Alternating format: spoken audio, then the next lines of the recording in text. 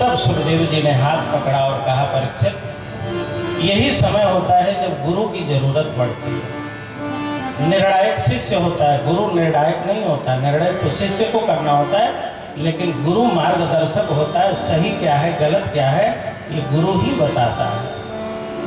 गुरु का काम थोपना नहीं होता है, गुरु का काम उपदेश देना होता है। और सनातन धर्म में उपदेश दिया जाता है, संदेश दिया जाता है, थोपा नहीं जाता है। थोपने में हिंसा है, सनातन धर्म का वैशिष्ट है। यहाँ फतवा नहीं जारी किया जाता है, उपदेश दिया जाता है। उपदेश में मानो न मानो आपकी मर्जी। सारे धर्म ग्रंथ उपदेश है, आदेश नहीं है। आदेश बाध्यकारी होता है और उपदेश बाध्यकारी नहीं है। मानना हो तो मान लो, ना मानना हो तो तुम्हारी मर्जी। और दुनिया में, दुनिया के सभी पंथों में सनातन धर्म का यह वैशिष्ट, यह अपूर्वता नहीं है। सब जगह आदेश है, मानना है। और सनातन धर्म में उपदेश है, मानना हो तो मानो, न मानना हो तो सुन के घर जाओ आराम करो। ऐसा धर्म दुनिया में आपको नहीं मिलेगा। सुखदेव जी ने कहा, परीक्षित, भगवान की कथा मणि है और स्वर्ग का अमृत कांच है। जो आप लोग सुनने को बैठे हो ना, उस कथा के लिए सुखदेव जी ने क्या कहा? भगवान की कथा मणि है और स्वर्ग का अमृत कांच है।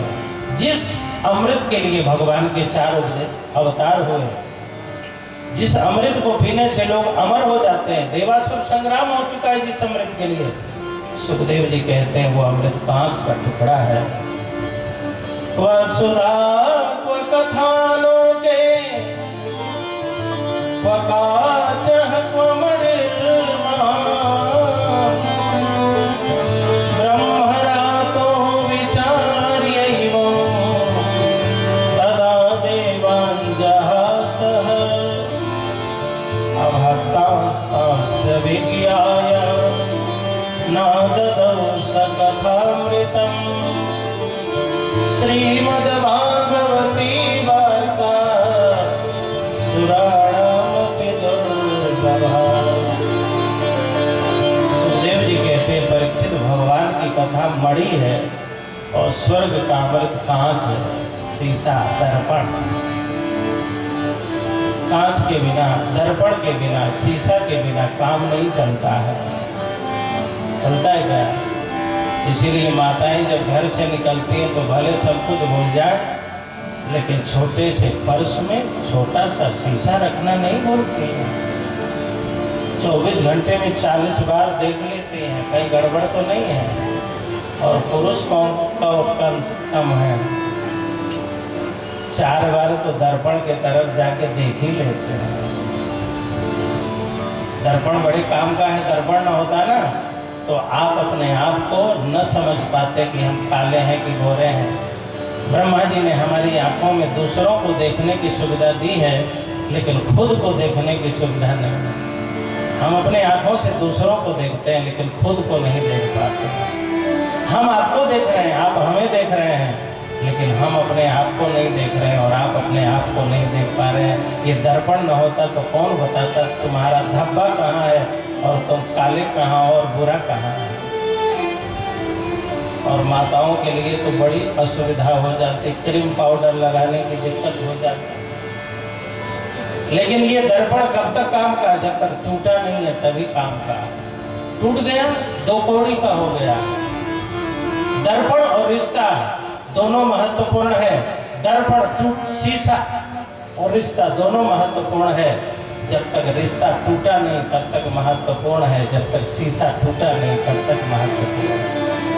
न रिश्ते को टूटने देना, न शीशे को टूटने देना। टूटने के बाद कोई मूल्य नहीं रह जाता। सुखदेव जी महाराज कहते हैं, भगवान की कथा मणि है और स्वर्ग का अमृत कांच है। कांच टूट गया कौन पूछता है, और मणि तो टूट भी गई तो कोई छोड़ता नहीं है। हे परीक्षित, तुम तो भगवान की कथा को सुनो। भगवान की कथा दिव्य जीवी बनाती है और स्वर्ग का अमृत दीर्घ जीवी बनाता है। दीर्घ जीवी मत बनो, दिव्य जीवी बनो। यदि स्वर्ग के अमृत में बहुत कोई महत्व होता, स्वर्ग का अमृत कोई बहुत अच्छा होता, भगवान शिव भी अमृत पी लिए होते, लेकिन महादेव ने जहर पिया किंतु अमृत नहीं पिया। भगवान कृष्ण ने अमृत नहीं पिया, राम जी ने अमृत नहीं पिया। अमृत पीने का अर्थ है कि व्यक्ति अब ठहर गया, अब सुधार की संभावना समाप्त हो गई। उसी कुत्ते को अमृत पिला दो ना, तो कुत्ता अमर हो जाएगा, मतलब उसका कुत्तापन अमर हो गया। अब वो घोड़ा नहीं बन सकता, अब हमेशा कुत्ता ही रहेगा। किसी मूर्ख आदमी को अमृत पिला दो तो उसकी मूर्खता अमर हो जाएगी, अब वो हमेशा मूर्ख ही रहेगा। किसी काले आदमी को अमृत पिला दो तो हमेशा काला काला ही रहेगा। लेकिन कथा बदल देती है। किसी पशु को भी कथा सुना दो तो संभावना है कि 100% जो पशुता है वो घट के शायद 80% पशुता में आ जाए। साहब अयोध्या में एक गौ माता है, रोज राम जन्मभूमि की परिक्रमा सायंकाल 4 बजे से 6 बजे तक करते हैं। राम लला के मंदिर का सानिध्य पा करके गौ माता में भी परिवर्तन हो गया। कई ऐसे पशु कुत्ते देखे गए कि जब आरती होती है तो भी आवाज देते हैं। बायस पली है, बायस में तो परिवर्तन नहीं होता है, लेकिन सत्संग पा करके बकुला को हंस बनते देखा है, और कुसंग पा करके हंस को बकुला बनते देखा है। कथा सुन करके पशु में भी मनुष्यता, मनुष्यों में भी देवत्व की स्थापना हो सकती है। सुखदेव जी कहते हैं, हे परीक्षित, तुम भगवान की कथा सुनो, स्वर्ग के अमृत में मत पड़ो। स्वर्ग का अमृत होता तो शिव जी, स्वर्ग का अमृत अच्छा होता तो शिव जी स्वर्ग का अमृत ही पीते, लेकिन नहीं पिया उन्होंने। और जब शिव जी ने नहीं पी, राम जी ने, कृष्ण जी ने, विष्णु जी ने अमृत नहीं पी, तो तुम क्यों पियोगे? तुम तो भगवान की कथा सुनो। अच्छा, मान लो परीक्षित जी के सामने गुरु जी न होते तो ये बात कौन बताता? कौन बताता? कौन बतावे बात गुरु बिनु कौन बतावे?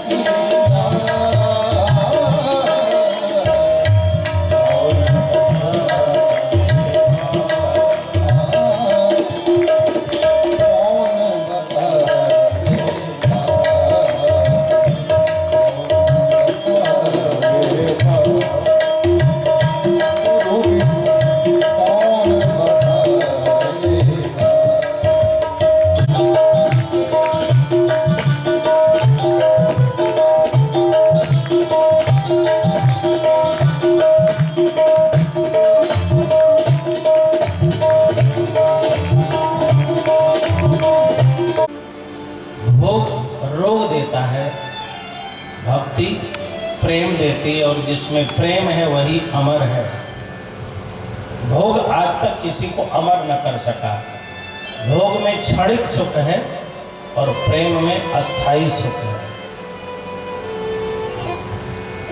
सूत जी कहते हैं, देवता चले गए अमृत लेके, ब्रह्मा जी से जाके शिकायत करी, कहा हे ब्रह्मा जी, हम देवता हैं किंतु सुखदेव जी ने हमें कथा नहीं सुनने दी। परीक्षित को सुना रहे हैं लेकिन हम देवता हैं, हमें नहीं सुनाया। ब्रह्मा जी पता करके बताओ ना, भागवत है क्या? ब्रह्मा जी ने ध्यान लगाया तो पता चला यह भागवत श्री कृष्ण का शब्दावतार है।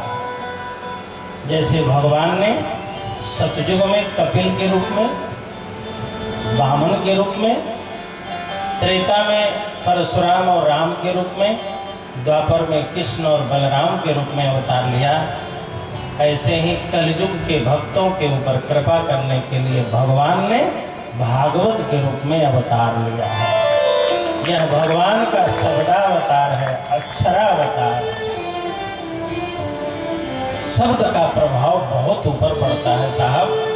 लाठी मारा जाए तो तुम्हारा तन घायल होगा, लेकिन शब्दों के मार को तो मन तक पहुंच जाता है कि नहीं? आप कहते हो ना, तुम्हारी बात मेरे दिल में पहुंच गई, तुमने मुझे अंदर तक घायल कर दिया, दुखी कर दिया। गोली शायद अंदर तक न पहुंचे, लेकिन बोली तो अंदर तक पहुंच जाती है। अच्छी बोली हो तो हृदय तक पहुंचेगी, और गलत बोली है तो संबंध तोड़वा देती है ना। ये भगवान का शब्दावतार है। जब भगवान श्री कृष्ण अपनी लीला पूरी करके अपने धाम जा रहे थे तो उनके भक्त उद्धव ने कहा, प्रभु आप चले जाएंगे तो आपके भक्त कैसे रहेंगे? तो भगवान बोले, हम कहाँ जाएंगे, जहाँ हमारे भक्त हैं वहीं हम रहते हैं। हम कहीं नहीं जाएंगे, लेकिन रूप बदल के रहेंगे। कलेवर हमारा बदल जाएगा।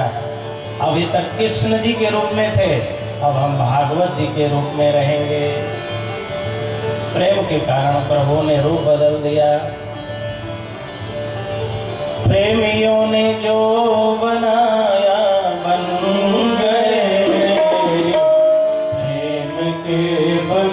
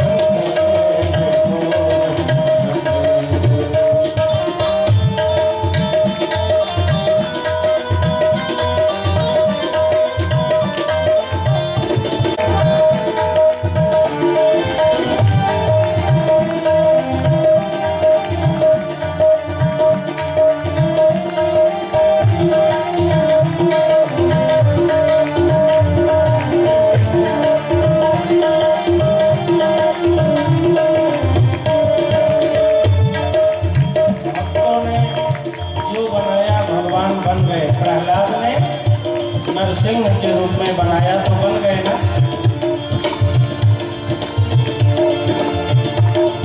देवताओं ने कहा प्रभु वामन बन के आइए भिक्षा मांगने, तो भगवान वामन बने ना, विराट से वामन। आप कहोगे कि सतयुग में बने, त्रेता में बने, द्वापर में बने, कलयुग में तो नहीं बने। हम कलयुग की बात बताओ, अरे बोलो ना, बताओ। आप तुलसी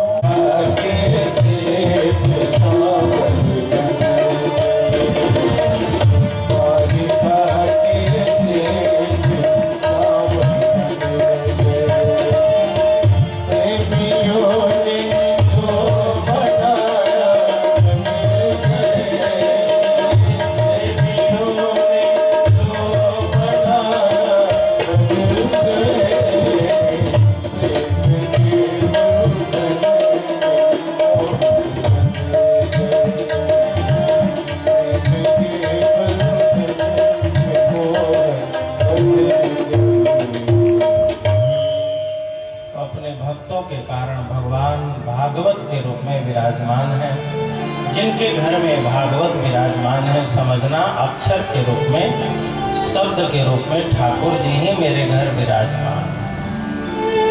जिन्होंने सिर पर भागवत जी को रखा, समझ लो उन्होंने भगवान को अपने सिर पर, अपने मस्तिष्क में, अपनी बुद्धि में आने का निमंत्रण दे दिया। जिनका बड़ा भाग्य होता है वो भगवान को अपने सिर पर रखते। बोझ जिम्मेदारियां तो सिर पर हैं ही, इन्हीं जिम्मेदारियों और बोझों के बीच में आओ, भगवान को भी सिर पर रख लिया जाए। बहुत जिम्मेदारी है, धन्य है वो जिसने भगवान की जिम्मेदारी ली। हमारे सिंह साहब धन्य हैं।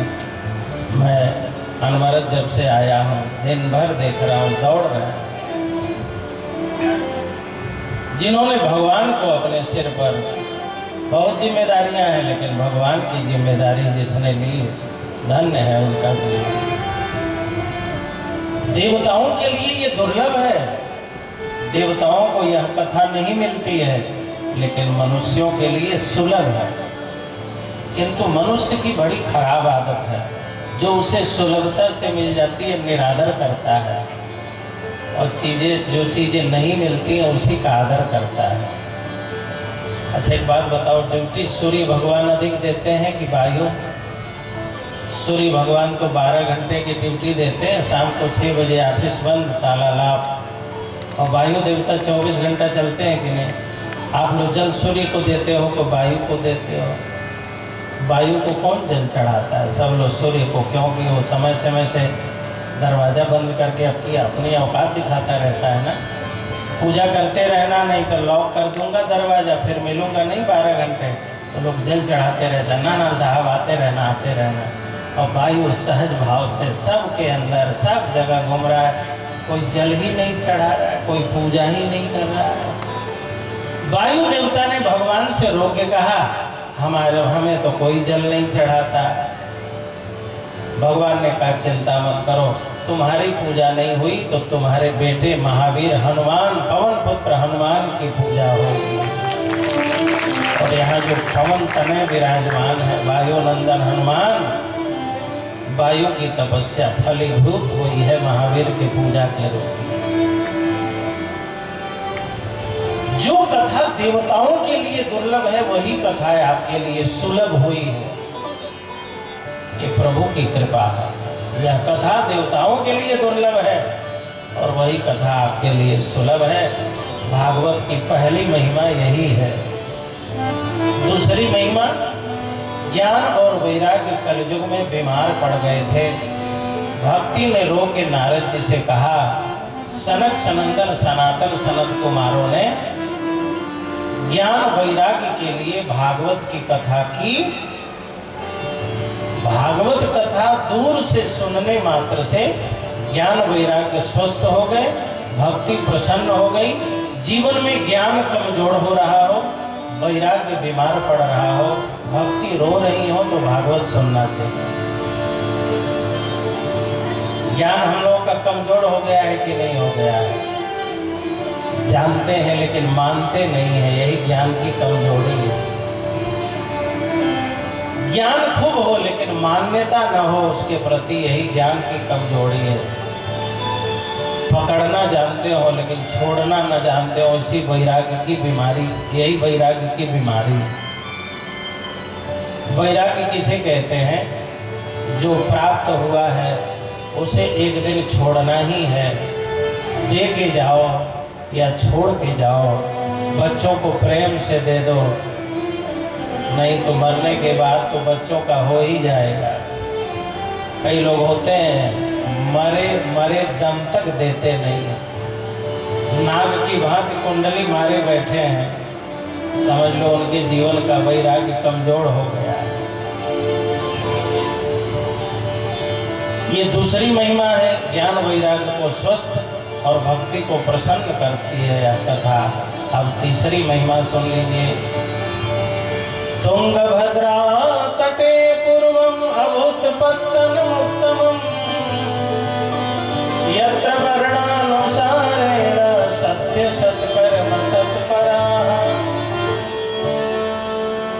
उत्तर भारत में जो सम्मान गंगा को प्राप्त है, दक्षिण भारत में वही सम्मान गोदावरी जी को प्राप्त है।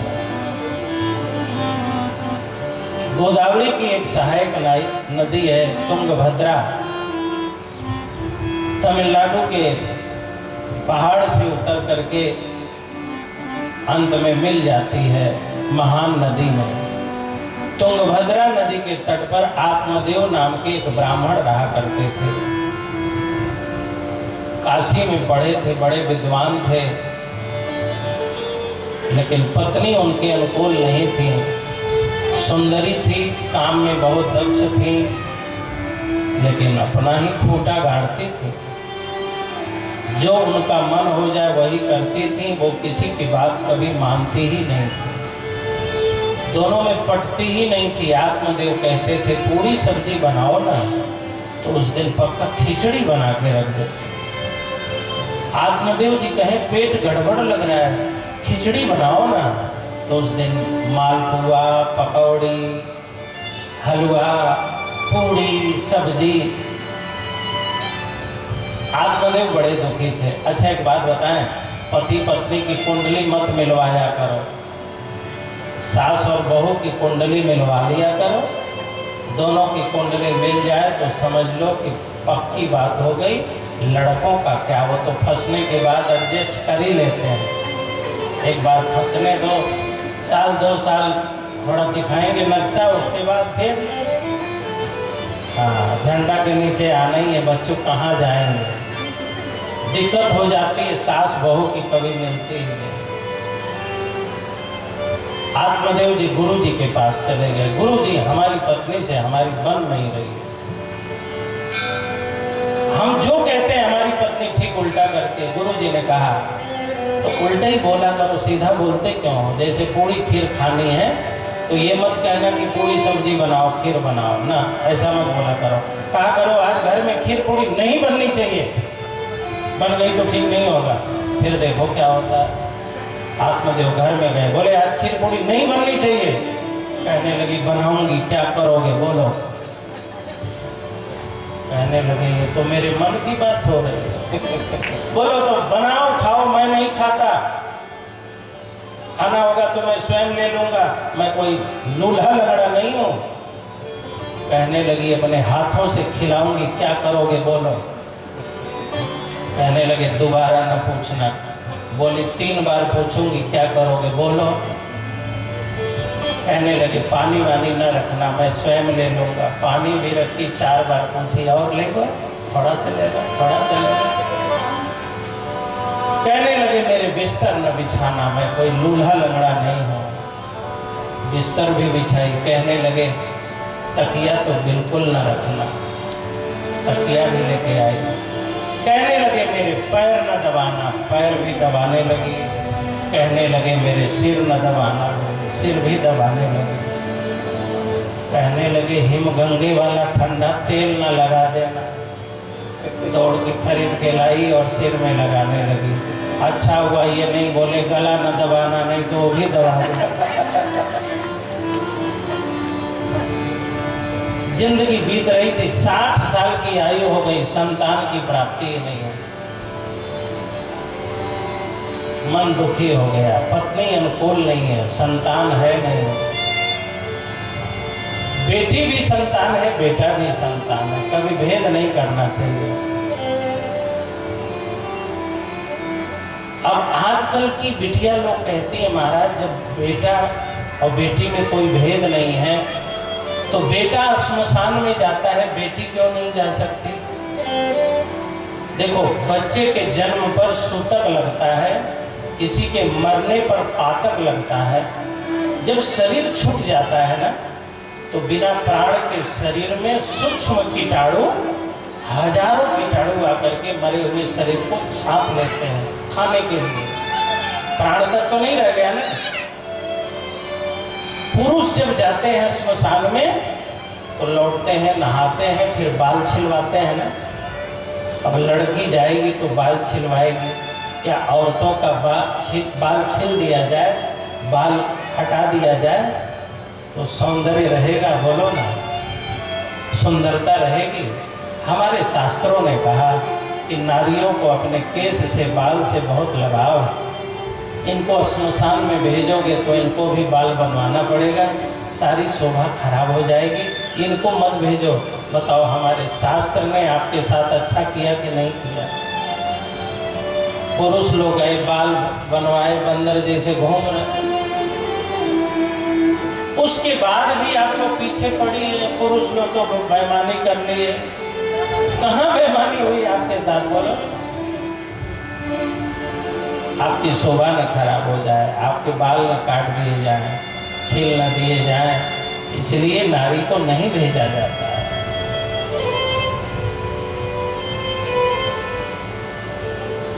संतान की प्राप्ति नहीं हुई, न बेटी हुई न बेटा हुआ, तो आत्मदेव जी वन में मरने के लिए पहुंच गए। कहा अब हम मरेंगे, आत्महत्या करके मर जाएंगे। मरने ही वाले थे, तब तक एक सन्यासी जी आ गए और कहा बेटा मरने से कल्याण नहीं होगा, ये मानव का तन मरने के लिए नहीं बना है, तरने के लिए बना है। बच्चे नहीं है तो क्या हुआ, भगवान का भजन करो, उसी से तुम्हारा कल्याण हो जाएगा।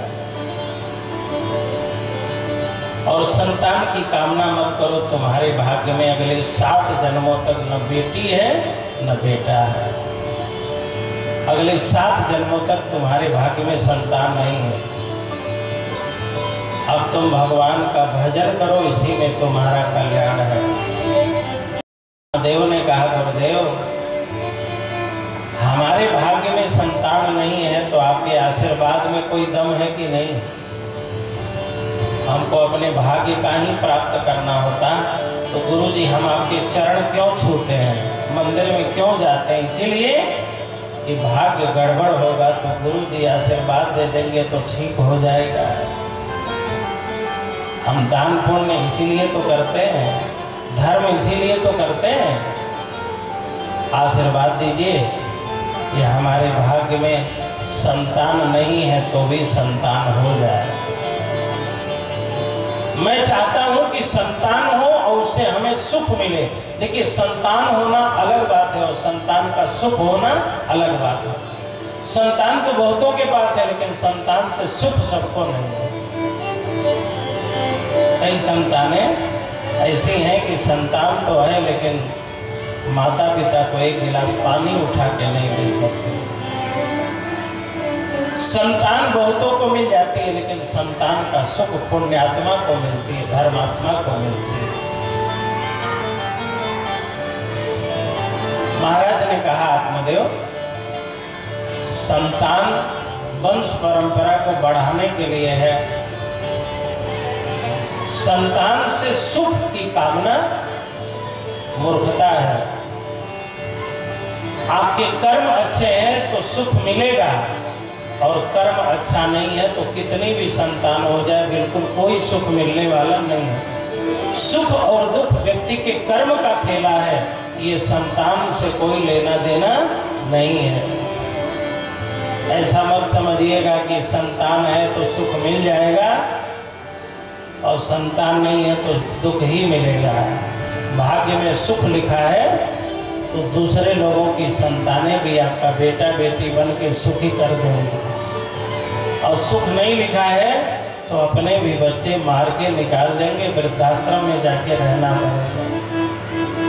दशरथ जी महाराज की 4 संतानें थीं, राम, भरत, लक्ष्मण, शत्रुघ्न, और श्रवण के माता पिता ने श्राप दिया था। श्रवण कुमार के माता पिता ने, राजन हम अपने पुत्र के लिए तड़प के मर रहे हैं, पानी नहीं पी पाए हैं, हम तुम्हें श्राप देते हैं कि तुम्हारे 4-4 पुत्र होंगे, लेकिन जैसे हम तड़प के मर रहे हैं ऐसे तुम भी तड़प के मर जाओगे, कोई बेटा तुम्हें एक गिलास पानी नहीं पिलाएगा।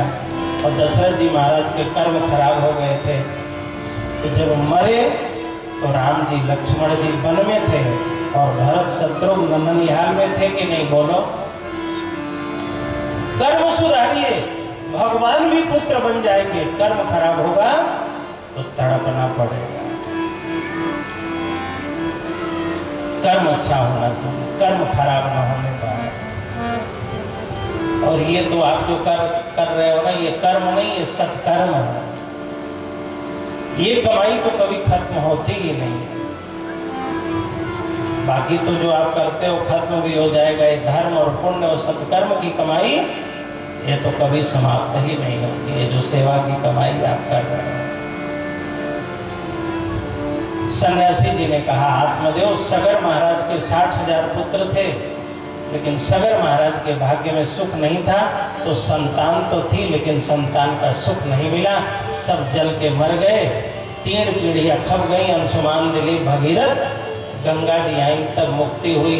क्या करोगे इतने बच्चों को लेके? 60,000 पुत्र थे, लेकिन कोई एक गिलास पानी भी नहीं पिलाया। इस भ्रम में न रहिए कि संतान से सुख होता है, नहीं। जो धर्मात्मा है, पुण्यात्मा है, उसे संतान का सुख होता है।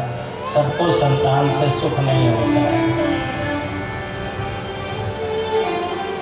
आत्मदेव ने कहा, महाराज लेकिन आप आशीर्वाद दो कि हमें संतान हो। महाराज जी ने एक फल दिया और कहा, ले जाओ अपनी पत्नी को खिला देना, तुम्हें संतान की प्राप्ति होगी। आत्मदेव फल लेके आए, धुंधुली को दिया। कहना था मत खाना, तब खाती, लेकिन बोल पड़े खा लेना, तो उसने खाया ही नहीं, गाय को खिला दिया। बोलो गौ माता की, गाय को खिला दिया। देखते हैं प्रसाद का कुछ होता है कि नहीं। 2 तरह के लोग होते हैं, कन्फर्म और कंफ्यूज। भगवान के प्रति कन्फर्म रहो, कंफ्यूज मत रहो। देखते हैं कि फल का, प्रसाद का कुछ होता है कि नहीं। ये कंफ्यूज आदमी का काम है। शास्त्र जब प्रमाण है तो आप क्यों कंफ्यूज हो रहे हो? वेद जब प्रमाण है तो क्यों कंफ्यूज हो रहे हो? रामावतार प्रसाद से हुआ। अयोध्या में तीनों रानियों ने खीर खाया, प्रसाद खाया, बेटा हुआ कि नहीं? 4 बेटे हुए, प्रसाद से हुआ है। कंफ्यूज मत रहिए, सशंकित मत रहिए, पूर्ण विश्वास। गाय को फल खिला दिया और धुंधुली अपने पेट में तकिया बांध के, ऊपर से साड़ी वाड़ी बांध के पेट को थोड़ा ऊंचा कर लिया। कहने लगी, देख नहीं रहे हो बेटा होने वाला, पेट कितना बड़ा हो गया। 9 महीने बाद गैया को बछड़ा हुआ, मनुष्य जैसा, केवल कान गाय के जैसे थे, बाकी पूरा शरीर मनुष्य जैसा। धुंधुली ने सहेलियों से पूछा, अब मेरे पतिदेव पूछेंगे कि फल खाया था तो बेटा क्यों नहीं हुआ, तो क्या कहोगी? सहेलियों ने कहा, चिंता न करो, एक पड़ोसन है, उसको हुआ है, पैसा दे दो, अपना बच्चा दे देगी। अपने पति से कह दो मुझे भी हो गया। खरीद के चुपचाप लाया गया, तकिया उकिया खोल के फेंकी और कहने लगी, मुझे बेटा हो गया, हो गया। और बच्चा भी जोर जोर से रोने लगा। बच्चे के रुदन को सुन करके आत्मदेव जी आए। आत्मदेव ने गाने वालों को बुलाया, बजाने वालों को बुलाया, पुत्र जन्म उत्सव मनाया। पुत्र हुआ नहीं, लेकिन दूसरे के पुत्र को अपना पुत्र माना। इसी को कहते हैं त्रिया चरित्रम। 9 महीने पत्नी ने पति को ठगा, लेकिन बेचारा आत्मदेव जान नहीं पाया। कलयुग की माताएं त्रिया चरित्र करती ही नहीं है। त्रिया चरित्र किया था धुंधुली ने, पति जान नहीं पाया। दोनों बच्चे बड़े होने लगे, नामकरण हुआ। धुंधुली ने कहा, मेरा नाम जब धुंधुली है तो मेरे बेटे का नाम धुंधुकारी होगा। बछड़े का नाम गोकर्ण रखा गया। धुंधुकारी जब बड़ा हुआ तो कहने लगा, पिताजी तिजोरी की चाबियां कहाँ हैं? आत्मदेव ने कहा, बेटा प्रतीक्षा करो, चाबियां तो तुम्हारी ही होंगी। पिता की संपदा बच्चे को तो मिलती ही है, इतनी जल्दीबाजी क्या है? तो कहने लगा, पिताजी पता नहीं कब तक मरोगे, 10 साल नहीं मरोगे तो हम प्रतीक्षा करेंगे क्या? या तो जल्दी मरो, घर खाली करो, या चाबी लाओ। तो तुम 10-20 साल नहीं मरोगे तो हम प्रतीक्षा करेंगे, हमें चाबी चाहिए। तब आत्मदेव को लगा महाराज जी ने ठीक कहा था, संतान होना अलग है और संतान से सुख होना अलग है। देखो तो मेरे भाग्य में संतान सुख नहीं है, तो जन्म लेते बड़ा होते कहाँ तो भोजन कराता, पैर दबाता, सहारा देता, लेकिन चाबी मांग रहा है। और आजकल के बच्चों को भी बुजुर्गों से बड़ी जल्दीबाजी पड़ी है। बच्चे चाहते हैं हमारे घर के बुजुर्ग जल्दी छोड़ें, खाली करें, चाबी लावें, बाइक की चाबी, मोटरसाइकिल की चाबी, कार की चाबी, लाकर की चाबी। आज का युवा कर्तव्य नहीं करता है, लेकिन अधिकार के तरफ उसका पूरी दृष्टि है। कर्तव्य किए बिना जिसको अधिकार मिल जाता है वह कभी सफल नहीं होता है। पहले कर्तव्य करो तब अधिकार मिलेगा, और अधिकार लेने की चीज नहीं, अधिकार मिलेगी, कर्तव्य तो करो। सरकारी भवनों पर सरकारों ने लिखवा रखे हैं नागरिकों के अधिकार, लेकिन नागरिकों के कर्तव्य भी तो हैं। मंदिर पर यदि समाज का अधिकार है तो समाज का कर्तव्य भी है इस मंदिर की सुरक्षा और पवित्रता को बना के रखें। और मुझे बड़ी प्रसन्नता हुई, छोटे से क्षेत्र ने इतना सुंदर मंदिर, बड़ा काम हुआ है और इतना पवित्र और आध्यात्मिक वातावरण है कि जब मैं आया तो मुझे लगा मैं अयोध्या में ही हूँ। अयोध्या छोड़ के मैं कहीं गया ही। और यहाँ वास्तव में भक्ति, प्रेम, पूजा पाठ है, क्योंकि यहाँ की ऊर्जा बड़ी अच्छी है, यहाँ का वातावरण बहुत अच्छा है। हनुमान जी को तो देखा लगा, हनुमानगढ़ी के हनुमान जी विराजमान है। आप लोग पवित्रता बना के रखिएगा, मर्यादा बना के रखिएगा। पहले तिरुपति बालाजी में कोई भीड़ नहीं होती थी, वैष्णो देवी कोई नहीं जाता था। अयोध्या जी में बहुत भीड़ नहीं, लेकिन भीड़ लगने लगी, पूरी दुनिया में नाम है। और मैं व्यासपीठ से कहता हूँ पवित्रता बना के रखना, एक दिन इस महावीर मंदिर का भी बहुत नाम होने वाला है, बहुत प्रतिष्ठा होने वाली है। हनुमान जी तो चारों जुग प्रताप तुम्हारा, चारों जुगों में इन्हीं का प्रताप है। आत्मदेव दुखी हो गए, उनका बेटा कह रहा है चाबी दे दो। जब दुखी हो गए तो उन्होंने गोकर्ण को बुलाया और कहा, गोकर्ण तुम गाय के बछड़े हो, गाय ने हमेशा से मनुष्य का साथ दिया है। जब मनुष्य मरने लगता है तो गौ दान करो, वैतरणी दान कराओ। मां न रहे, बच्चे का जन्म हो जाए तो गाय का दूध, गाय का दही, गोमूत्र, गोबर, पंचगव्य, पंचामृत, गाय का सारा जीवन मनुष्य के लिए। गाय खाती क्या है? घास, और देती क्या है? दूध। और सांप पीता है दूध और देता है जहर, अपनी अपनी प्रकृति। गाय घास खा के भी दूध देती है और सांप दूध पी के भी जहर देता है। तभी तो गाय की पूजा होती है।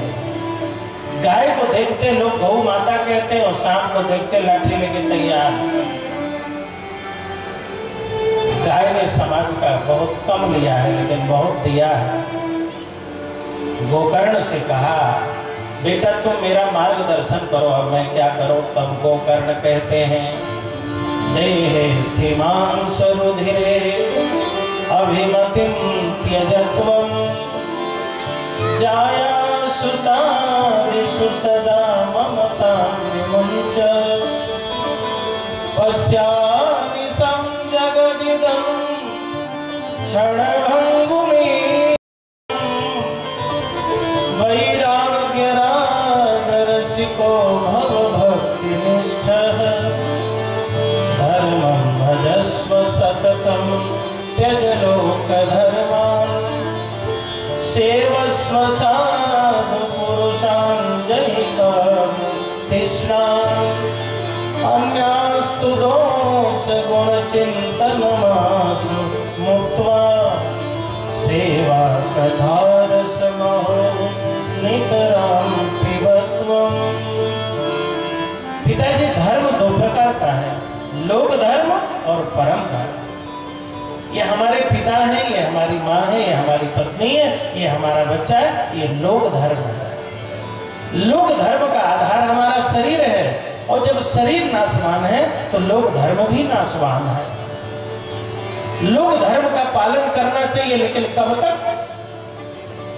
जब तक परम धर्म का बाध न हो, व्यवधान न हो, विरोध न हो, तब तक लोक धर्म का पालन करना चाहिए।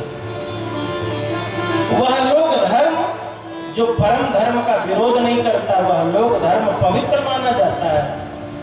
लेकिन लोक धर्म यदि परम धर्म का विरोध करे तो लोक धर्म छोड़ा जा सकता है, लेकिन परम धर्म नहीं छोड़ा जा सकता है। भगवान श्री कृष्ण गीता में दो बात कहते हैं। पहली बात वो ये कहते हैं, स्वधर्मे निधनम श्रेयः परधर्मो भयावह। हे अर्जुन, तुम अपने धर्म में रहना, निधन भी हो जाए तो कोई बात नहीं है। और फिर दूसरी बार कहते हैं, सर्वधर्मान् परित्यज्य मामेकं शरणं व्रज। अर्जुन, समस्त धर्मों को छोड़ के मेरे शरण में आ जाओ। एक बार वो कहते हैं अपने धर्म को मत छोड़ना, और दूसरी बार वो कहते हैं समस्त धर्मों को छोड़ देना। अयोध्या का उदाहरण दिया गया है। अयोध्या वासिनः सर्वे यथा रामेण संगता तथा कृष्णेन ते नीता गोलोकम योगी दुर्लभम। जैसे भगवान राम अयोध्या वासियों को लेके अपने धाम गए थे अंतिम समय में, ऐसे भगवान श्री कृष्ण सभी श्रोताओं को लेके अपने धाम चले गए। तो यह भागवत कथा क्या है? प्रेत पीड़ा विनाशिनी है। जो अपने कुकर्मों से प्रेत बन गए हैं, ऐसे प्रेतों को भी मुक्ति दे देती है। अब जरा सोचो, हम लोग प्रेत तो नहीं है ना? जब प्रेतों को मुक्ति हो गई तो क्या मनुष्यों को मुक्ति नहीं मिल जाएगी? व्यक्ति की श्रद्धा बढ़ाने के लिए महात्मा कही जाती है। अब आइए हम लोग भागवत सुनने के लिए तैयार हो जाएं। ये अभी तक आपने जो कथा सुनी, ये पद्म पुराण से 6 अध्याय लिए गए, उन्हीं को महात्मा कहा जाता है। भागवत के आरंभ में 6 अध्यायों में महात्मा कहने की परंपरा है, और भागवत के बाद 4 अध्यायों में महात्मा है, वो स्कंद पुराण से लिया गया है। तो शुरू के 6 अध्याय पद्म पुराण से, और बाद के 4 अध्याय स्कंद पुराण से। 10 अध्यायों में भागवत जी का महात्मा है। अच्छा, एक बात बताऊं सरपंच जी, क्या हुआ? एक आदमी को हीरा मिल गया, हीरा, लेकिन वो हीरा जानता ही नहीं था, पहचानता ही नहीं था। उसने सोचा कोई बढ़िया चीज है, उसके पास एक गधा था, उसने हीरे को कपड़ा में बांध के गधे के गले में टांग दिया। पशुओं के गले में टांगते हैं ना, बैल, तो उसने हीरा टांग दिया। एक जौहरी ने एक दिन देखा, अरे बाप, हीरा गधे के गले में टांगा पड़ा। जौहरी ने गधे के मालिक से कहा, भाई साहब ये हमको दे दो। गधे के मालिक ने कहा, उसमें क्या लगा है, जैसे गधा ने टांग रखा है ऐसे तुम टांग लो। जब जानते ही नहीं है तो क्या फर्क पड़ता, तुम टांग लो। लेकिन जौहरी चालाक था, उसे लगा मैं ले लूंगा, और बाद में ये मांगने लगा। तब तो जौहरी ने कहा, देखो हम कोई बेईमान आदमी नहीं है, हम लेंगे तो कुछ देंगे। गधे के मालिक ने कहा दो। तो जौहरी ने कहा, हम 5 रुपए देंगे ताकि 4 समोसा तो खा सको। गधे के मालिक ने सोचा, ये फालतू में पत्थर टांगा है, चलो 4 समोसे मिल जाएंगे, पेट तो भरेगा।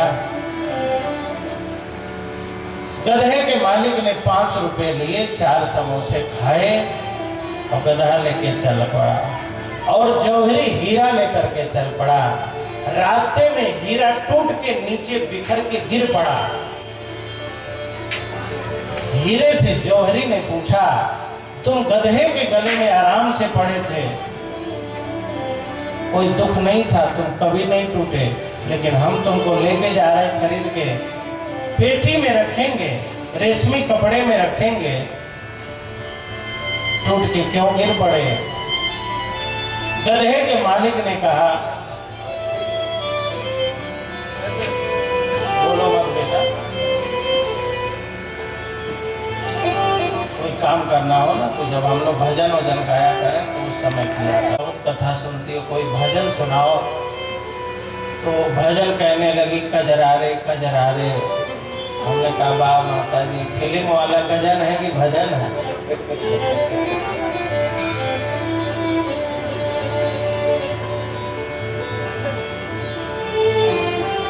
हीरा टूट करके बिखर गया। जौहरी ने हीरा से पूछा, गधे के गले में सालों भर पड़े रहे आराम से, तब नहीं टूटे बिखरे, और हम तुम्हें खरीद के लेके जा रहे हैं, रेशमी कपड़े में बांध के पेटी में रखेंगे और टूट के बिखर गए? तो हीरा ने जौहरी से कहा, साहब गधा का मालिक हमें नहीं जानता था, गधे के गले में टांग दिया, हमें दुख तो नहीं था, ये हमें कुछ पहचानता ही नहीं है, तो ये क्या हमारा सम्मान करेगा? लेकिन तुम तो जौहरी हो, तुम तो हमें पहचानते हो ना, फिर भी तुमने हमारा मूल्य 5 रुपये लगाया। मेरे मन ने कहा, अब तो टूट के बिखर जाने में ही भलाई है कि जो नहीं जानता है वो तो गधे के गले में टांग ही दिया, जो जानता है वो भी 5 रुपया ही मूल्य लगाता है, तो अब जीने से क्या लाभ? जिसने भगवान से प्रार्थना करके अपने काम न बनाया हो वो भगवान को न माने तो बात चलेगी, लेकिन जिसके संकट में भगवान ने सहायता की हो, जब भगवान की पूजा न करे तो भगवान जी को दुख हो जाता है कि मैंने तो इसके दुख दर्द में साथ दिया है, तब ये क्यों हमको बोल रहा है? और कोई बैठा बता दे यहाँ, इस संकट में कौन नहीं भगवान को याद करता?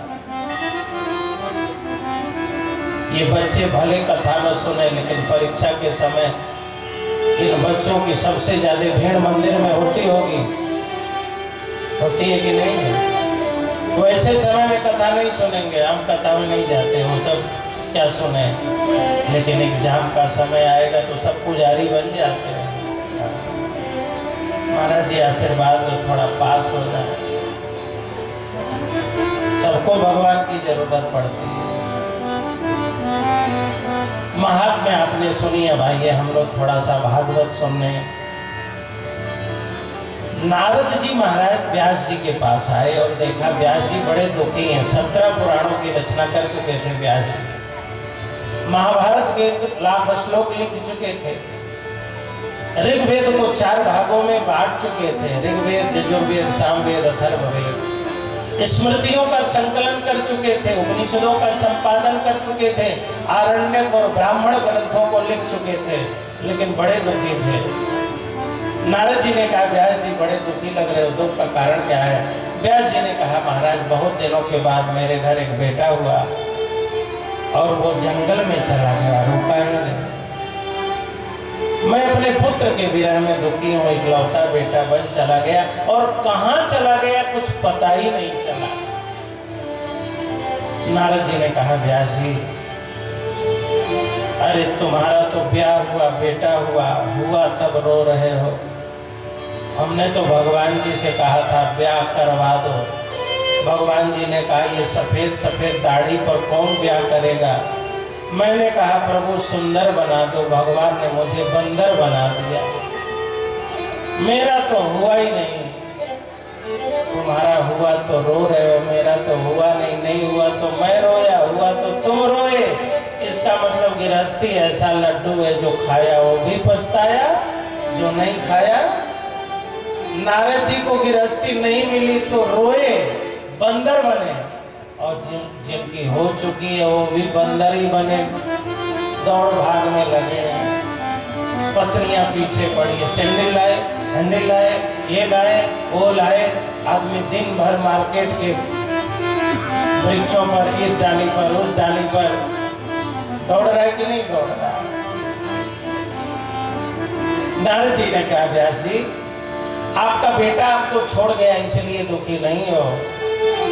आपने 17 पुराणों की रचना की, महाभारत की रचना की, वेद का विस्तार किया, भगवान का बहुत वर्णन किया, धर्म का, मोक्ष का वर्णन किया, लेकिन जो कथा सुन के भगवान जी प्रसन्न होते हैं अभी तक आपने लिखी ही नहीं। व्यास जी ने कहा कौन सा प्रसंग जो सुन के भगवान जी खुश होते हैं? अच्छा, मैं आप लोगों से पूछता हूँ, आपकी प्रशंसा हो तब आप खुश होते हो कि आपके बच्चों की प्रशंसा हो तब आप खुश होते हो? सच बताओ। कोई आपके घर जाए कहे भाई साहब तुम तो अच्छे नहीं हो लेकिन तुम्हारे बच्चे बहुत अच्छे हैं, झट से बोलोगे ना मुन्ना की मम्मी जरा चाय जलपान भेजना तो बैठिए भाई साहब मेरे बच्चों ने क्या किया। और कोई जाके कहे भाई साहब तुम तो बहुत अच्छे हो लेकिन तुम्हारे बच्चे बहुत नालायक हैं, बताओ क्या मन होगा? मन तो करेगा खोपड़ी तोड़ दें इसलिए। कोई तुम्हारी प्रशंसा करे लेकिन तुम्हारे बच्चों की निंदा करे तो अच्छा नहीं लगता ना। लेकिन आपकी प्रशंसा न करके आपके बच्चों की प्रशंसा करो तो चाय जलपान कराने का मन होता है कि नहीं? अरे बोलो ना, अरे बोल दो। आराधना नाम सर्वेषां विष्णु आराधनम परम तस्मात् परतरम देवी तदीयानां समर्चनम। भगवान की आराधना करो न करो, भक्त की आराधना करोगे तो भगवान प्रसन्न हो जाए। अच्छा बताओ, भक्त बड़े हैं कि भगवान? बोलो, भगवान बड़े नहीं है, भक्त। एक बार कैलाश पर बैठक चल रही थी, कौन बड़ा है? पृथ्वी बोली मैं बड़ी। लोगों ने कहा तू क्यों बड़ी? तो कहने लगी सभी लोग मेरे ऊपर ही तो रहते हैं। पृथ्वी बोली मैं बड़ी। लोगों ने कहा यदि तू बड़ी तो शेषनाग के सिर पर काहे को पड़ी? शेषनाग बोले वाह वाह तब तो हम बड़े। लोगों ने कहा यदि तुम बड़े तो शंकर जी के गले में काहे को पड़े? शंकर जी बोले तब तो हम ही बड़े। लोगों ने कहा आप बड़े तो कैलाश पर काहे को पड़े? कैलाश ने कहा तब तो हम बड़े। लोगों ने कहा यदि तुम बड़े हो तो रावण के हाथों क्यों उठे? रावण ने उठा लिया था कैलाश को, लेने जाए उठाई। रावण ने कहा तब तो हम बड़े। लोगों ने कहा यदि तुम बड़े तो बाली के कांख में 6 महीना काहे को पड़े? बाली ने कहा तब तो हम बड़े। लोगों ने कहा यदि तुम बड़े तो राम जी के कई बाण से क्यों मरे? राम जी बोले तब तो हम बड़े। लोगों ने कहा यदि आप बोले तो महावीर हनुमान के हृदय में क्यों पड़े? सबसे बड़े राम जी, लेकिन राम जी से बड़े महावीर हनुमान जी। पूरे रामायण में राम जी को एक जगह भी महावीर नहीं कहा गया। ओ रघुवीर सरिस संसारा। राम जी हैं वीर और हनुमान जी हैं महावीर। राम जी से अधिक डिग्री हनुमान जी की है। क्यों? हनुमान जी ने हृदय से काम क्रोध लोभ को निकाल के भगवान को बैठा दिया। ऐसे भक्त भगवान से बड़े हैं। नारद जी ने कहा व्यास जी आपने भगवान के भक्तों की कथा नहीं लिखी, इसीलिए भगवान जी प्रसन्न नहीं हैं। आप भगवान के भक्तों की कथा लिखो। तो इस भागवत के पीछे मार्गदर्शन किसका है? नारद जी का।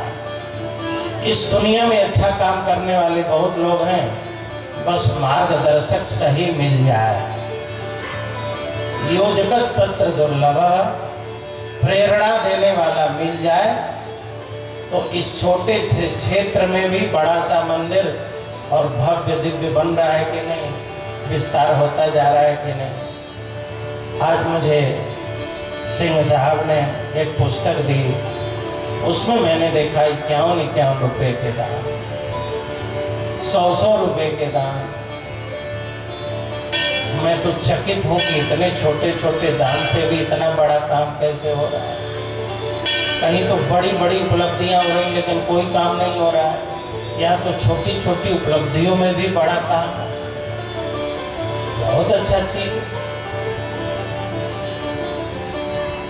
प्रेरक अच्छा हो तो गरीब क्षेत्र में भी अच्छा काम है।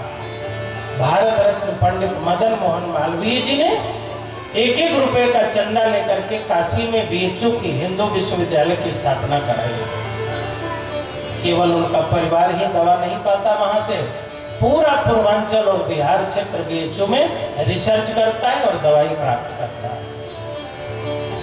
ये परिसर 2-4 लोग प्रेरित होंगे, दान मांगते होंगे, प्रेरणा करते होंगे, मांग के लाते होंगे, बोलते होंगे, लेकिन दर्शन तो सब करते हैं ना, आशीर्वाद तो सब लेते हैं ना। प्रेरक हो, कराने वाला हो तो करने वाले बहुत मिल जाते हैं।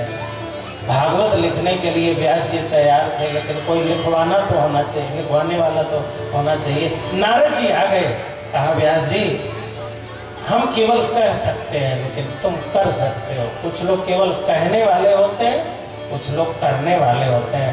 हम प्रेरित तो कर सकते हैं लेकिन तुम प्रज्ञावतार हो। हमें तो श्राप लगा है व्यास जी, हम 6 मिनट से ज्यादा कहीं टिक ही नहीं सकते। नारद जी श्रापित हैं, वो दोहन काल से अधिक कहीं टिक ही नहीं सकते, तो हम कहीं रुक ही नहीं सकते, तो हम क्या भागवत लिखेंगे। लेकिन हम तुम्हारी क्षमता को पहचानते हो, तुम कर सकते हो, करो। और जो कर सकता है उससे करा लेना पुण्य का काम है। नारद जी ने प्रेरणा की, तुम भागवत की रचना करो व्यास जी। अच्छा, सबसे पहले भागवत की रचना भगवान नारायण ने की। जब नारायण जी ने भागवत रची तो 4 श्लोक थे। कितने? उस 4 श्लोक को चतुश्लोकी भागवत कहा जाता है। क्या कहा जाता है? चतुश्लोकी भागवत। उस चतुश्लोकी भागवत में 4 तत्वों का वर्णन है। ब्रह्म तत्व क्या है, जीव तत्व क्या है, माया तत्व क्या है और जगत तत्व क्या है। माया क्या है, जीव क्या है, जगत क्या है और ब्रह्म क्या है। सृष्टि के पहले मैं ही था, सृष्टि के रूप में मैं ही हूं, और सृष्टि जब नहीं रहेगी तो मैं ही नहीं रहूंगा। हूं तो मैं ही हूं, नहीं हूं तो मैं ही नहीं हूं, और नहीं था तो मैं ही नहीं था। ये भगवान ने कहा। जब हूं तो कौन हूं? मैं ही हूं। नहीं रहूंगा तो कौन नहीं रहूंगा? मैं ही नहीं रहूंगा। और नहीं था तो मैं ही नहीं था। हूं तो मैं ही हूं और नहीं था तो मैं ही नहीं था। भगवान ने भागवत बनाया और ब्रह्मा जी को सुनाया। ब्रह्मा जी ने सुन लिया और उसके बाद सृष्टि बनाई। इतने कलाकार हो गए भागवत सुनने के बाद। दुनिया के सारे लोगों को बना दिया। किसी से किसी का मिल रहा है, बोलो। नाक मिल रहा है तो आंख नहीं मिल रही। अरे और सब छोड़ो, छोटी छोटी अंगुलियों में छोटी छोटी रेखाएं बाप बेटे की मिला, पति पत्नी की मिला लो, पूरे गांव की मिला लो, पूरे मध्य प्रदेश की मिला लो, पूरे भारत के लोगों की मिला लो, पूरे दुनिया के लोगों को मिला लो। किसी की मिलेगी? और मिल जाती तो आधार कार्ड कैसे बनता बताओ। ब्रह्मा जी जानते थे भविष्य में आधार कार्ड की जरूरत होगी। पतली पतली छोटी छोटी रेखाएं बना दो, किसी से किसी की मिलेगी नहीं। भागवत सुन के ब्रह्मा जी इतने कलाकार हो गए। और इतने दिनों से आप सुन के कुछ नहीं हुआ? बोलो ना, क्यों नहीं हुए? क्योंकि ध्यान से सुना नहीं। ब्रह्मा जी ने कहा नारद जी हम तो सृष्टि करते रहते हैं, भागवत जी हम रख नहीं पाएंगे, भागवत जी तुम संभालो। अब उन्होंने नारद जी को दे दिया। नारद जी भी घूमते रहते हैं। नारद जी ने कहा व्यास जी अब तुम संभालो। भगवान ने 4 श्लोक ब्रह्मा को दिए, 4 के 4 थे। फिर ब्रह्मा ने नारद को दिया, 4 के 4 ही थे। नारद जी ने व्यास को दिया, तब तक 4 ही थे। ब्रह्मा जी ने कहा अब 4 ही नहीं रहने दूंगा, मैं 18,000 श्लोक बना दूंगा। अच्छा बेटा बाप से 1 लाख पाता है और 10 लाख बना देता है, और नालायक बेटा बाप का 10 लाख पाता है और 10 रुपया रहने नहीं देता है। बताओ विस्तार वाला अच्छा बेटा होता है कि विनाश वाला? एक बड़े से परात में पानी भरो और सरसों के तेल का 1 बूंद गिरा दो, पानी पूरे परात में तेल को फैला देगा कि नहीं? अरे बोलो ना। और 1 बूंद तेल आप मिट्टी में गिरा दो, मिट्टी वहीं दबा देगी कि नहीं? कुछ लोग ज्ञान को फैला देते हैं और कुछ लोग ज्ञान को वहीं दबा देते हैं। फैला बहलाना है। व्यास जी 4 ही श्लोक पाए लेकिन रोए नहीं कि वहां आए हमें तो कम मिला, हम क्या करें। आपको कितना दुनिया ने दिया, समाज ने दिया, ये कभी मत सोचो हमने समाज को क्या दिया, इस पर विचार करो। व्यास जी के 4 श्लोक मिले हैं लेकिन व्यास जी भागवत महापुराण के 18,000 श्लोक लिखने जा रहे हैं।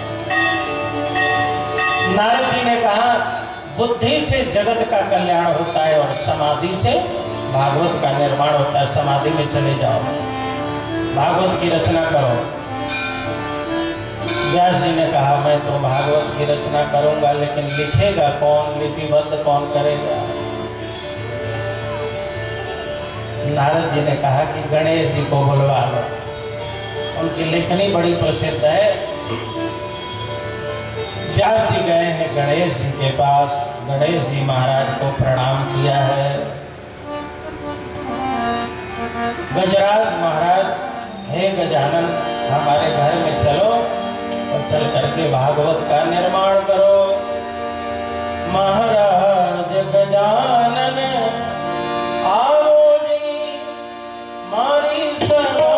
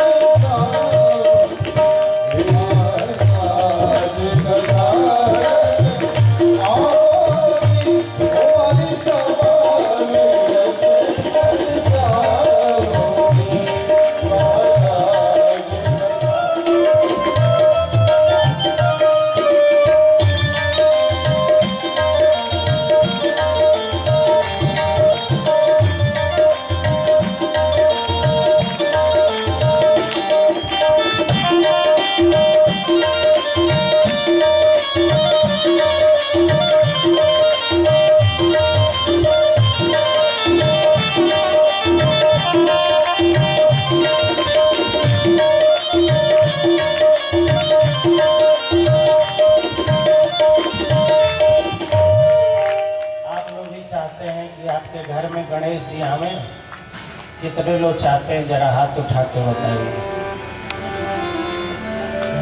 माइक वाले तुम लोग नहीं चाहते हो क्या?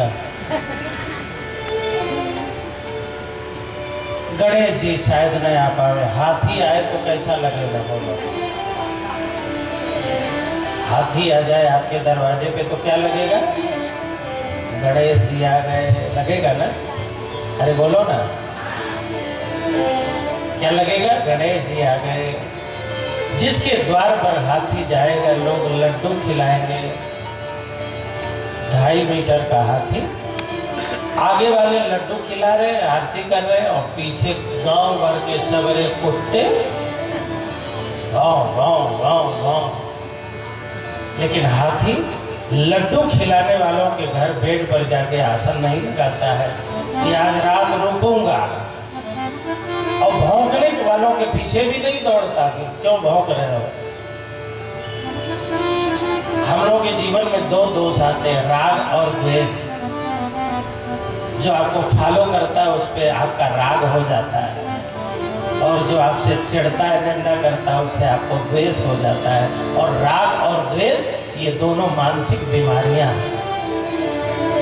आप अपने प्रशंसक में आसक्त मत हो और विरोधी के प्रति द्वेष मत करो। जो राग और द्वेष से मुक्त हो जाता है उसी को गणेश कहते हैं। गणेश जी का वाहन क्या है? चूहा। स्पीड कितनी होगी? फॉर्च्यूनर वाली होगी, इनोवा जैसी? अरे बाइक जैसी चाल नहीं है, गति कम है, लेकिन गणेश जी उसी पर बैठे हैं। चलो वाहन अच्छा नहीं है, पेट सही होगा? अरे पेट कहाँ सही है? लंबोदर इतना बड़ा पेट है, पूरा निकला हुआ है, अलग से चौकी नहीं रखना पड़ता, पेट पे थाली रख के खा लेते हैं। अब पेट निकल गया तो बताओ, शादी ब्याह होने वाला है, शादी के पहले, विवाह के पहले किसी का पेट निकल जाए मुश्किल हो जाएगा कि नहीं? अच्छा, जो भी निकलता बाद में निकलता है, पहले किसी कोई नहीं निकलने देता है। गणेश जी का पूरा पेट निकला हुआ है, तो वाहन अच्छा नहीं है, पेट अच्छा नहीं, और मुंह, भगवान न करे वैसा किसी का हो, इतना लंबा नाक हाथी का, मुंह अच्छा नहीं है, पेट अच्छा नहीं है, वाहन अच्छा नहीं है, और आपके पास तो वाहन भी अच्छा है, पेट भी स्मार्ट है, पूरा अंदर है, मुंह भी बहुत अच्छा है, और यदि कुछ गड़बड़ है तो ब्यूटी पार्लर जाके ठीक कर लेते हो। सब ठीक है तुम्हारे पास, लेकिन दिमाग तुम्हारा ठीक नहीं है। और गणेश जी के पास कुछ भी ठीक नहीं है, लेकिन दिमाग एकदम ठीक है। आपका वाहन कमजोर हो, पेट गड़बड़ हो, मुंह गड़बड़ हो, लेकिन दिमाग सही रखना तो समझ लो आपकी पूजा होगी। गणेश जी का दिमाग सही है। कान कितना बड़ा है? सुर्प कर्ण का बहुत बड़ा कान है, हाथी जैसा। हम लोग के कान तो बहुत छोटे हैं साहब। बाजार का आके ना कोई लड़का कह दे तुम्हारे पापा तुम्हारी शिकायत कर रहे थे, तो बच्चा तो अपने पापा पर शंका करने लगता है कि हाँ हाँ हमारे पापा कह सकते हैं, उनका दिमाग आजकल खराब हो गया है। एक बात बताऊं, पापा के व्यवहार पर शंका करना, लेकिन उनके नियत पर कभी शंका न करना। कोई बाप और कोई भी माँ अपने बच्चों का दिल से कभी विरोधी नहीं हो सकता, ऊपर से भले विरोधी हो जाए। हम लोग कान के बहुत छोटे हो गए, थोड़ी सी बात सुन ली बस विरोध। अपने काम के लोगों को अपने लोगों से भी बैर विरोध समझ लेते हैं। कान के छोटे न बनना, गणेश जी जैसा कान। हम लोग कान के बहुत छोटे हो गए, थोड़ी बहुत सुनी अपने सारे संबंधों को तार तार कर देते हैं, अलग अलग कर देते हैं। ये नहीं सोचते हैं उसका योगदान कितना है, सहयोग कितना है, हमारे जीवन में उसकी जरूरत कितनी है। जिसकी जरूरत है उसकी थोड़ी मोटी बातों को इग्नोर करना पड़ेगा ना। गणेश जी बड़े महान। व्यास जी गए गणेश जी से, कहने लगे हम भागवत की रचना कर रहे हैं, आपको लिखने चलना पड़ेगा। गणेश जी ने कहा कितने दिन लिखने पड़ेंगे? व्यास जी बोले साल भर तो लगेंगे।